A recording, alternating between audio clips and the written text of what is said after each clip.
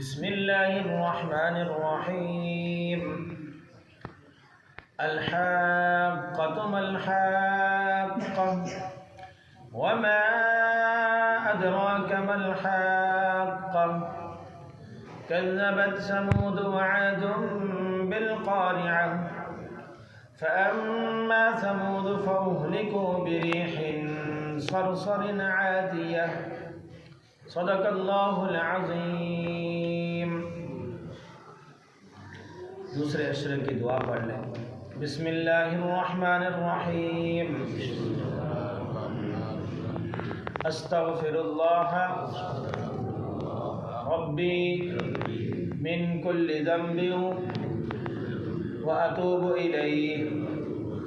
استغفر اللہ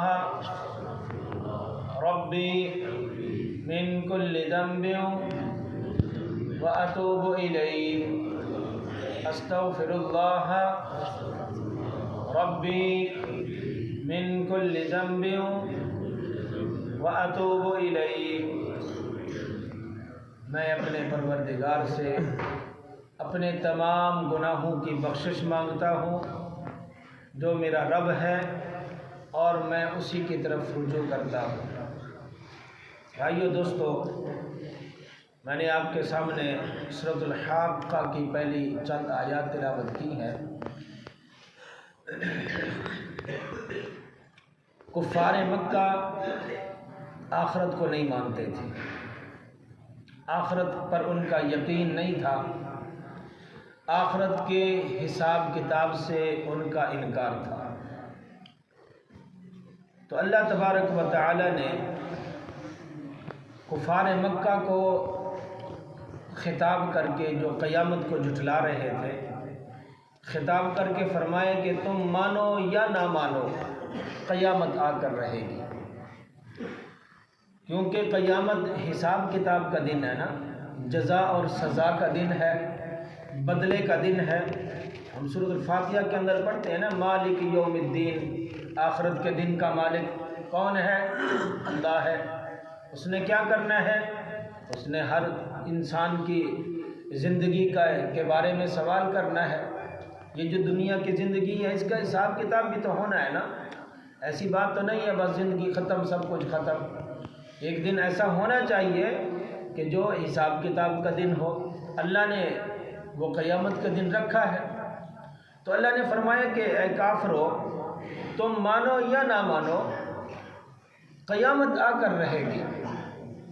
جن قوموں نے پہلے قیامت کو، آخرت کو جھٹلایا، آخرت کے حساب کتاب سے انکار کیا، اللہ نے ان کے ساتھ کیا کیا اس کا بھی ذکر ہے.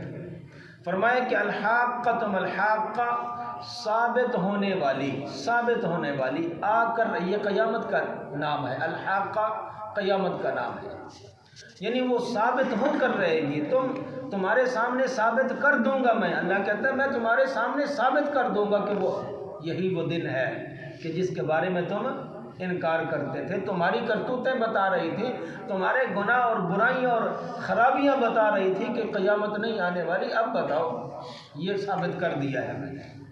وما ادراک ما الحاقہ، تمہیں کیا معلوم کہ وہ حاقہ کیا ہے، وہ ثابت ہونے والی چیز کیا ہے. یعنی انسان کی عقل، انسان کا شعور، انسان کا علم ختم ہو جاتا ہے.